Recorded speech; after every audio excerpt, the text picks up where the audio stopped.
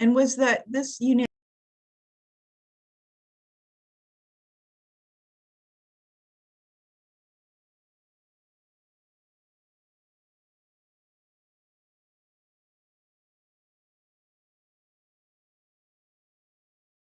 The charge of the board, the charge that the board gives to the superintendent around the district ends.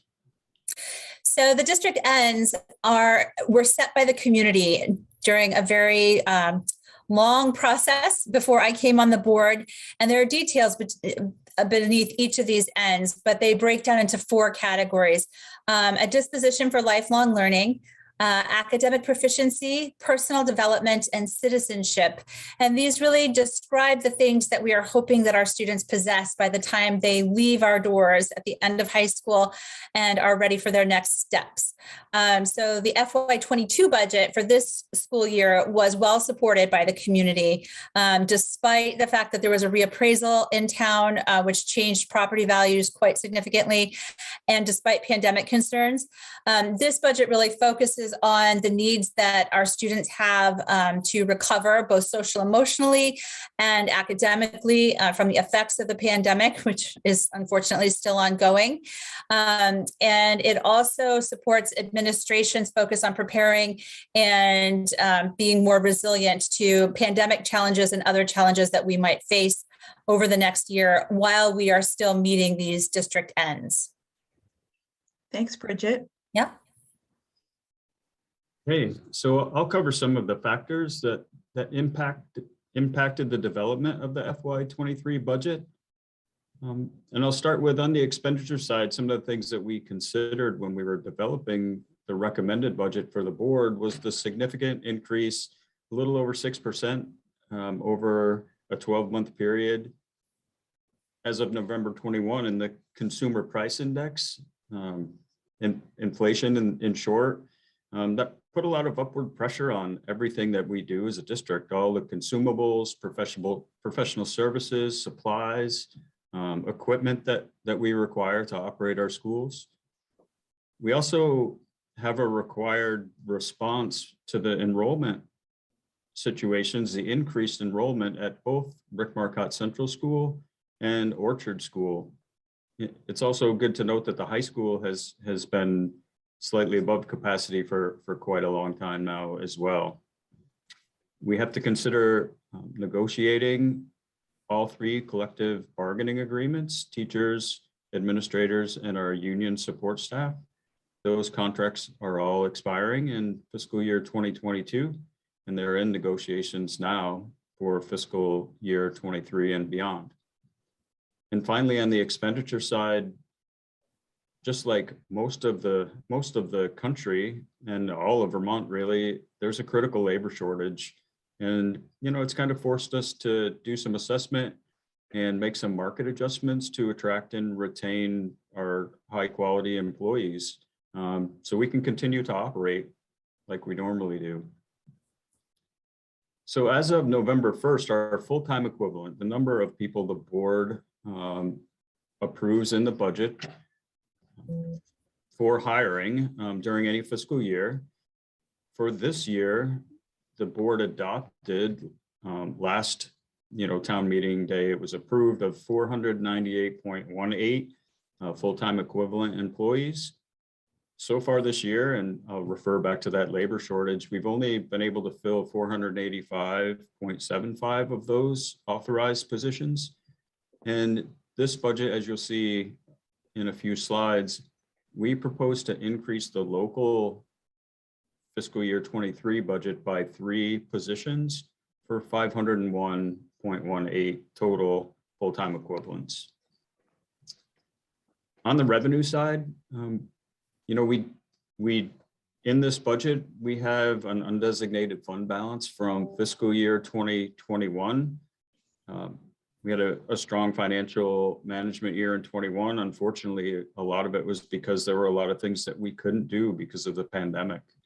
So we are able to carry forward as revenue to offset expenses into fiscal year 23, $2 million.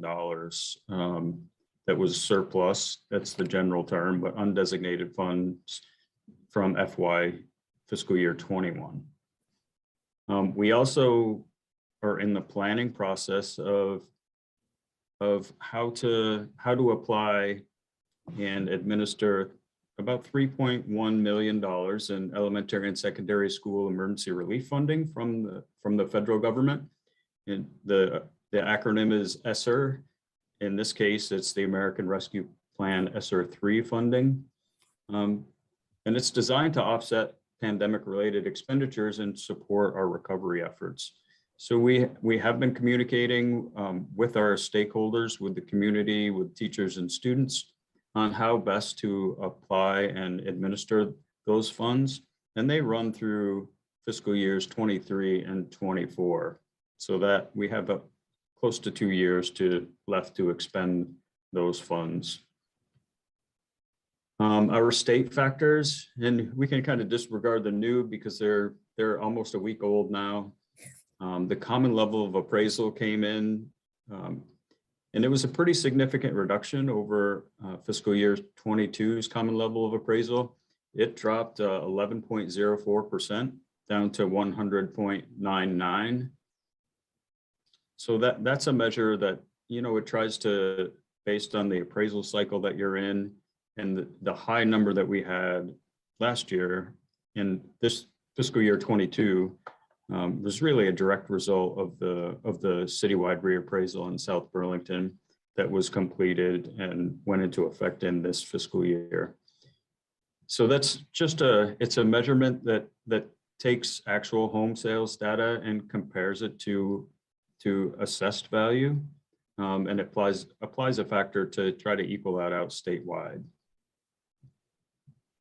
Our equalized pupils, it's not quite finalized yet, but our initial projection is that we are going to go down 1.64 equalized pupils from last year. It's an important factor in budgeting. It doesn't directly correlate to the number of students we have. So it's in effect level from FY22 to FY23. The property yield, another major driver of property tax rates in Vermont, that had a significant increase from 22 to fiscal year 23. These are projected numbers. They're the tax commissioner's best guess. They have not yet been approved by the legislature. That will happen, usually happens in April, May timeframe, somewhere in there. But those property yields for both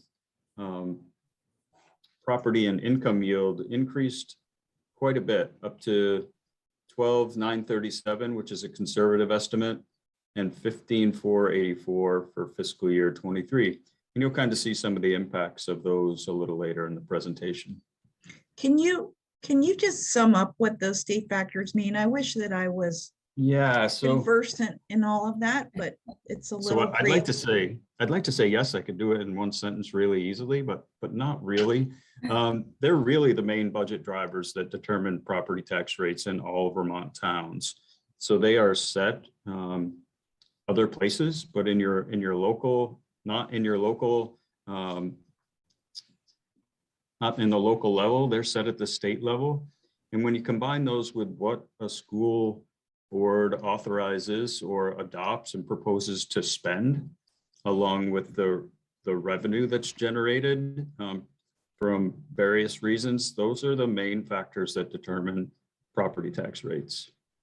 And Gary, not to interrupt, but and Lauren, Glenn, when I get to my part of the presentation, I'll refer to these state factors again as we walk through how we get from our expense budget to a tax rate. So we'll touch on them again a little bit later in the presentation as well. Okay, so we have till 6:05, so we'll move on to the next screen. It's Right, very complex, but we'll keep moving. There we go. So I'm going to talk us through some of the enrollment projections that we have right now. Enrollment has a significant impact on future planning as well as current budget implications. Right now, we're seeing increases in enrollment at all 5 South Burlington schools, with our elementary schools experiencing the highest enrollment increases. That puts a further strain on space constraints on Rick Marcotte Central School and Orchard Elementary School in particular, which are already at capacity. The board is currently evaluating options for space solutions for the future and is seeking some community input on those options as well. So is that 30 students overall, total enrollment pre-K to 12?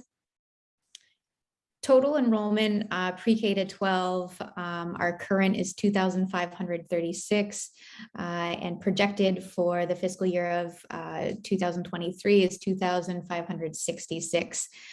So that's looking like increases, let's see, we have about 7 at Chamberlain, 7 at Rick Marcotte, 13 at Orchard, and then they drop down at 2, 2, and 1 as we move up into the other levels here. So, really, the concern is that Rick Marcotte Central School and Orchard School are already at capacity. And so we're looking at some options, whether that is redistricting, trailers, potential construction for the future.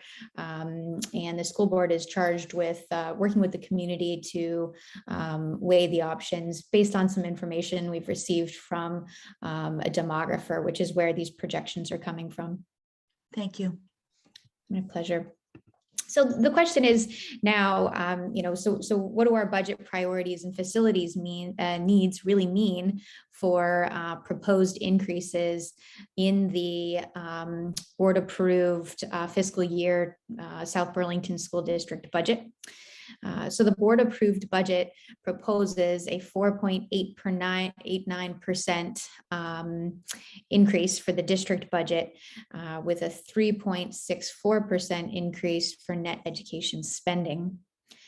And to talk a little bit about what that actually means for our citizens in dollars and cents. We're going to look here to 2 comparisons. We've got on the left some information from fiscal year 2022, on the right for the proposed fiscal year 2023 budget. We look at residential tax rates. We see this proposed increase of the 4.89% in budget, equating to a pretty modest $8 per appraised $100,000 of value on average for residential properties. I think it's important to note that that's off the back of a $309 reduction per appraised $100,000 of tax assessed value from the fiscal year 2022 budget. So a pretty significant dip with the approved FY 22 budget. Again, $8 would be the proposed change from the fiscal year of 2022 per every $100,000 of tax assessed value that taxpayers will see. And what is that money getting us in our district? I'll walk us through some of the proposed local additions to the fiscal year 2023 budget here. At the district level, we have one position being added. It's the Executive Director of Equity. This is a position that has been in the works for a long time. There's been incredible board and community support, as well as support from students and staff at the district for this position. This person will round out the executive team with myself as Executive Director of Learning and our Executive Director of Educational Support Systems, and of course, our leader, our superintendent. This position will work together with our team to ensure that our educational systems and all of our programming is more equitable for our students, our staff, and our community. Two other district expenses here. Recently, the central office for the South Burlington School District moved out of the middle school building where it had been housed for some time, and has moved to 577 Dorset, which is of course right across from the high school. There are some associated costs with that, electricity, heating for the district offices, cleaning contracts, being two of those expenses that one will find in the proposed FY23 budget. As for staffing, we have two final positions here. You'll see them on the slide listed as 3. We have a proposed solution for adding some administrative support to our elementary schools, which are, as we discussed, really experiencing significant enrollment increases and have been continuing to do so over time for quite some time now. So there's a proposal for 2 positions for assistant principals who will be shared among the 3 elementary schools, Chamberlain, Orchard, and Rick Marcotte, with a 0.4 of one of those positions being at Gertrude Chamberlain due to the smaller size of that facility. One final proposed cost is the playground upgrade. This is long overdue at Gertrude Chamberlain, and the goal here is to improve the playground and really the safety and the structures to bring it to a comparable level with the other 2 elementary schools. While you're changing slides, I'm just going to remind people they could call us at 862-3966 if they have any questions about the South Burlington FY23 school budget. Thank you. Go ahead, Violet. Thank you. I'm going to turn it over to Bridget here to talk to us about some master planning and visioning. In South Burlington, when we talk about master planning and visioning, we are talking about our facilities. The district is a leader in the state in terms of having a long-term capital plan and making sure that we are doing stewardship as we need to on our buildings. But the fact is that all of our buildings are aging and have various problems amongst them. So we know that there are projects for unaddressed needs at all 5 schools, but critically at 4 buildings, at Rick Marcotte, at Orchard, at the middle school, and at the high school.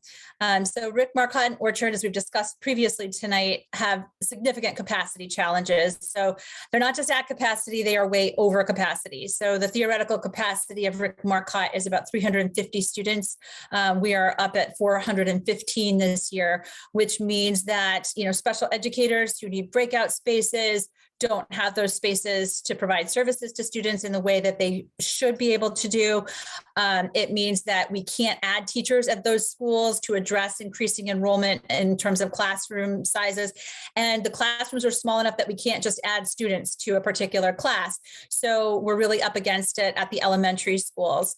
There is an enrollment committee that includes folks from the community. It includes 2 current board members, Brian Minier and myself, and Dave Hyatt at the middle school, Superintendent Young, and some teachers from across the district to really work out different options for how to address that capacity challenge, both in the short term and in the long term. So in the short term, administration has earmarked some of the ESSER funding to allow trailers to be brought in at Rick Marcotte and Orchard. Those trailers would be used primarily to move offices out of the main school building and allow the students to expand into the spaces that are currently taken up by some of those offices. There may be services here or there that need to be provided in those trailers, but for now, that is the short-term solution to basically give us more time to really think through all the options and the pros and cons of them and the potential costs, and to communicate those to the community and have an even broader community discussion about those. The community will also remember the significant issues that were identified with regard to infrastructure at the middle and high schools during the master planning and vision efforts that culminated in the bond that was unsuccessful 2 years ago. None of those challenges have gone away. The middle school this year will get a new roof, and that was actually approved in a bond that was approved by voters last year. It was the main expense that we asked voters to approve last year. The work was delayed by COVID. There were just a lot of challenges around getting that work done. So that will happen in the coming school year, likely over the summer of this coming summer. And then the middle school also, over the long term, we need to be still thinking about all the challenges outlined previously, as well as one of the ideas for potentially addressing the capacity challenges at the elementary schools is whether to bring the fifth graders to the middle school. That's just one of a number of ideas. If we were to do that, there would be a number of spaces that would need renovations or changes or additions at the middle school to make that possible. So the middle school is definitely on the docket for additional work in the coming years. The high school still has infrastructure problems and is over capacity. So capacity at the high school is estimated at about 880 students. We're at 920. COVID slowed the growth that had been projected in terms of enrollment, but we are expecting to see an additional 100 or more students over the next few years. And we simply don't have the cafeteria spaces, the congregate spaces, and the classroom space to meet the needs of that many students at the high school. So we will need to talk to the community about that again. So to be clear with the community, this year there is no bond on the ballot. We don't expect one for, well, we didn't put one on the ballot for this year. We do expect that there will be a smaller bond, much smaller than the one we were talking about previously, on the ballot for next year to address the long-term stewardship plan. And then master planning will continue to be happening, and we will be continuing to communicate with the community about it. Phase one, as we already mentioned, will be elementary enrollment, what we're doing in the short term, what that long-term solution is, followed by the high school, which is really labeled as the most critical next need, and then the middle school. And then over the long term, the city has plans for much more development. And we're seeing a lot of increasing enrollment driven by additional housing being opened in South Burlington and being built in South Burlington. And so we continue to talk to the city about making sure that there's space long-term carved out in the city in case there needs to be a site for a new school somewhere down the road, but that would be many years out. So that sort of covers master planning and visioning. Gary, if you want to move to the next slide, I think Violet will talk about ESSER, and then I will go back to talk about tax impact. Thank you, Bridget. So it's important for us to discuss some of the other funding that we have available. You know, as the team here, we've been really intentional in thinking about master planning and supporting current needs of students posed by the pandemic. So I'd like to share with the community some of the ways that we're doing this at this time. Our recovery plan can be viewed on the South Burlington website. There is a link here. If you'd like to, browse more resources, we've got plenty of them. I'm going to hit the highlights of some of the spending, what resources are available, and a little bit about our priorities for spending.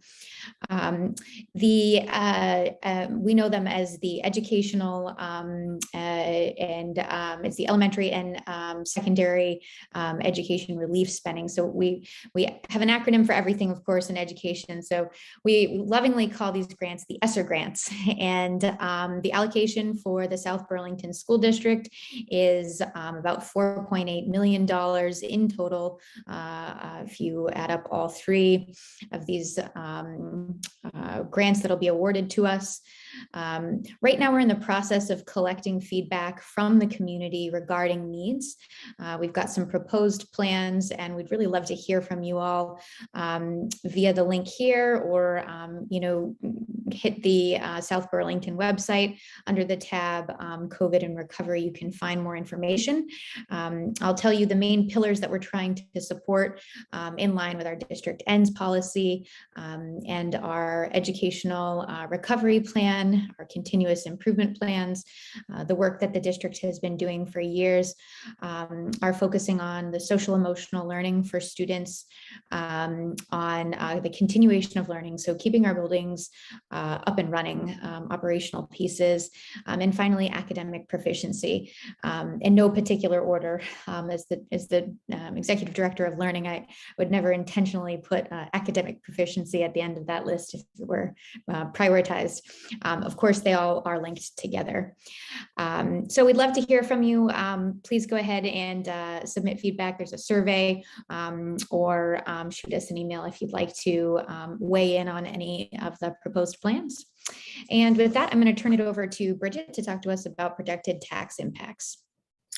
So as Gary implied before, one of the challenges of school funding in Vermont is that school districts can really only tell their voters on town meeting day what their estimated tax rate will be, because two of the key pieces, at least, typically don't get completely nailed down until April or May, well after voters have voted.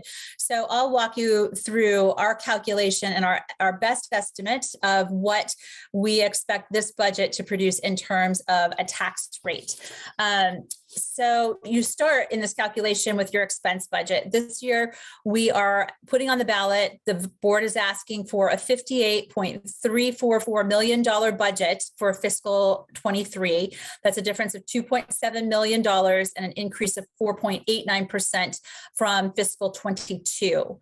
Then you subtract out offsetting revenue. Offsetting revenue includes that $2 million carry forward that Gary talked about before.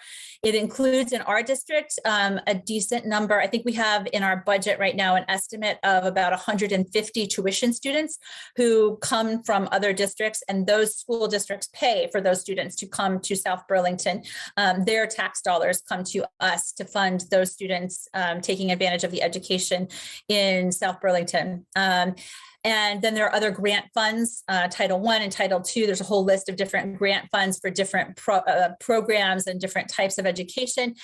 So that makes up about $13.6 million this year, which is up about $1.1 million from last year, or an increase of 9.25%. And again, that increase is mostly driven from financial management and COVID impacts that allowed us to have that carry forward.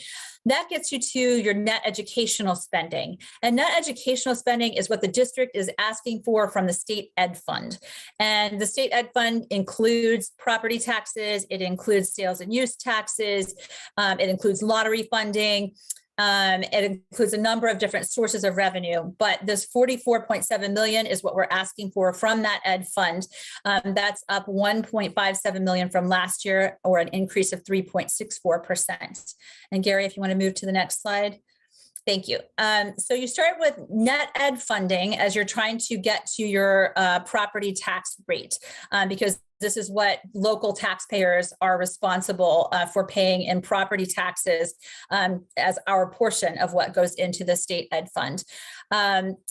You divide that net ed spending by an equalized pupil number. The equalized pupil number is a number that is provided by the state based on data that we provide to them about how many seated resident pupils we have, about what their needs are in terms of their poverty level as defined by nutrition benefits and who qualifies for them. They are also give a heavier weight to students who have English as a second language. They give a heavier weight to high school students. They give a lower weight to preschool students. All of those numbers factor into this equalized pupil number that they send to us. So you divide net ed spending by that equalized pupil number.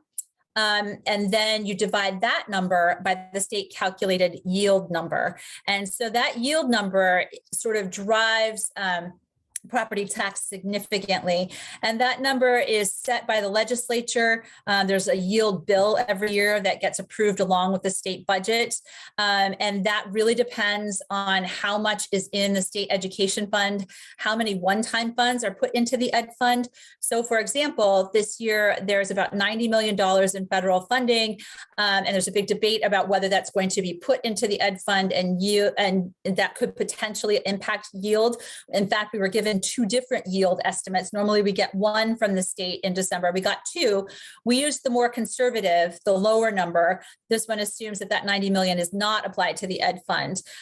So then you divide ed spending per equalized pupil by your yield to get a non-CLA impacted tax rate. We left the CLA, the common level of appraisal that Gary talked about before. We left that off of this slide. Once you apply that CLA, you divide that number by the CLA to get your homestead tax rate.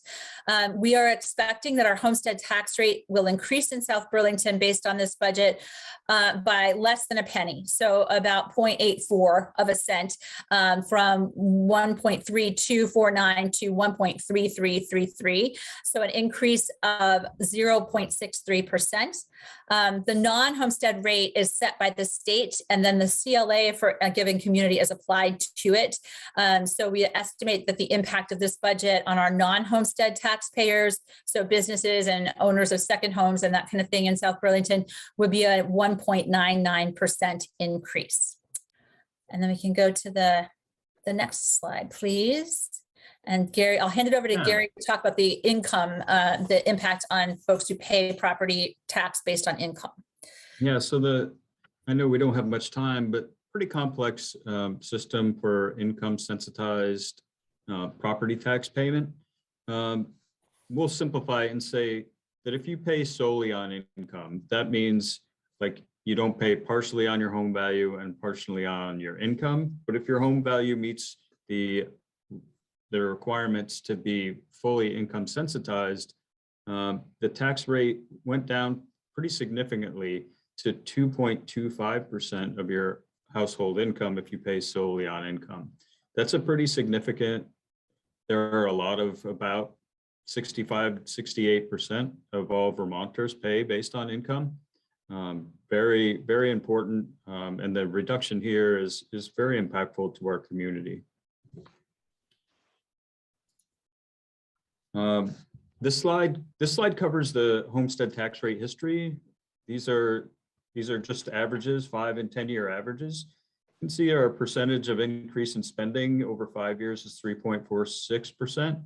Over 10 years is 3.33%.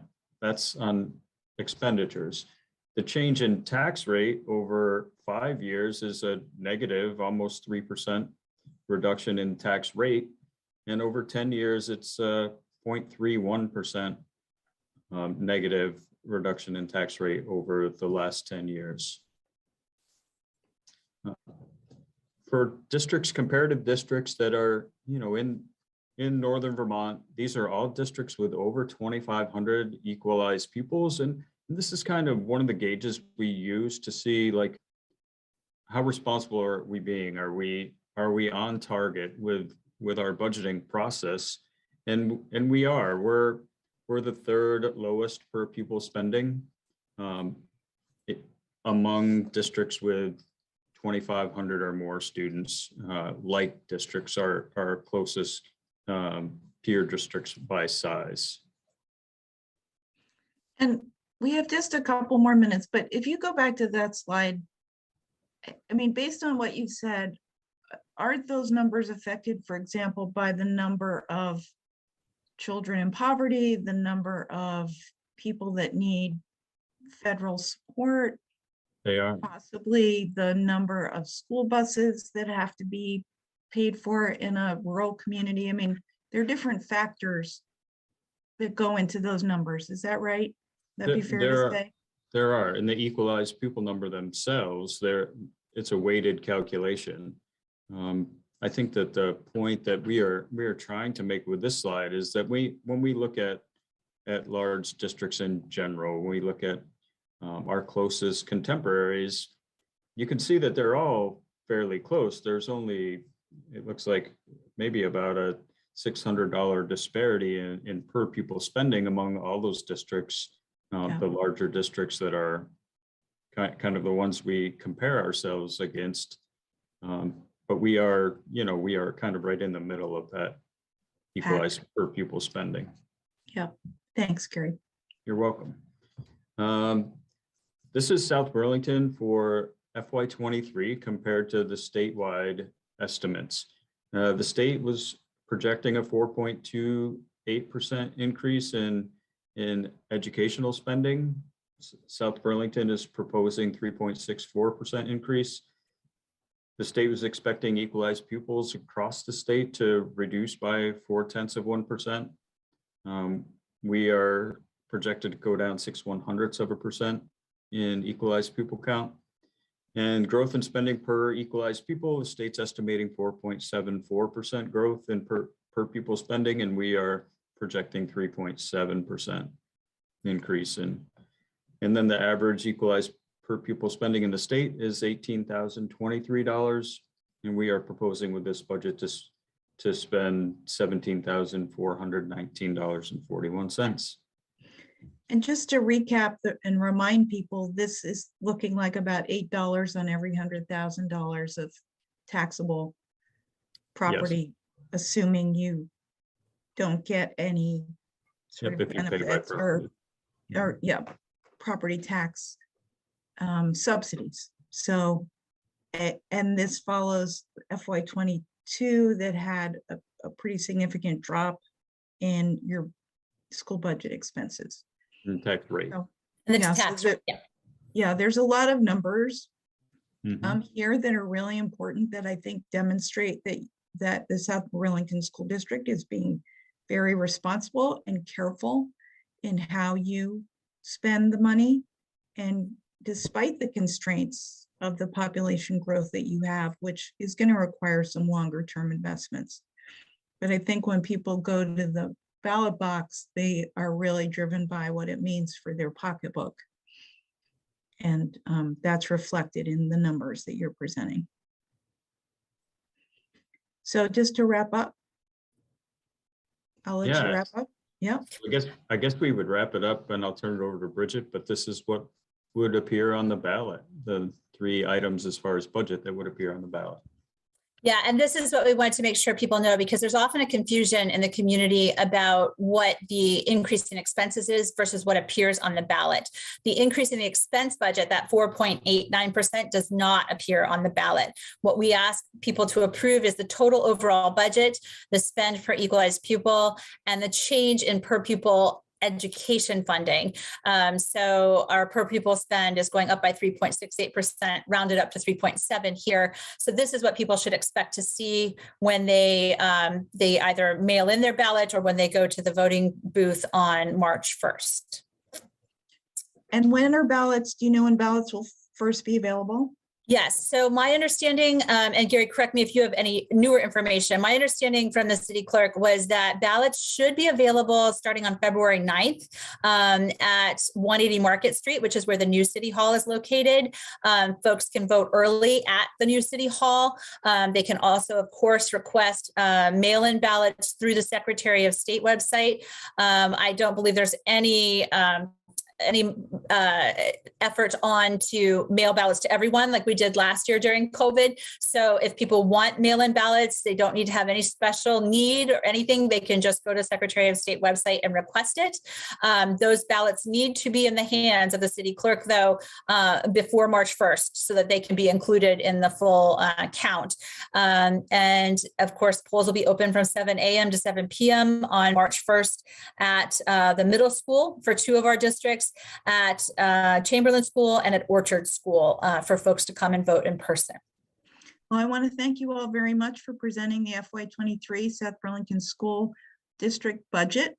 Gary Macros, who works hard on operations and finances, Violet Nichols, who assures a high level of educational quality, and Bridget Burkhart, who has to keep everybody together as the chair of the board. And I know David Young, the superintendent, isn't here this evening, but he is working with a great team. So thank you so much for your time. And don't forget to vote on March 1st or before. You can get your ballot to the South Burlington City Hall or request them from the Secretary of State. Thanks for watching, and stay tuned to continuing coverage of Town Meeting 2022 here at Town Meeting TV.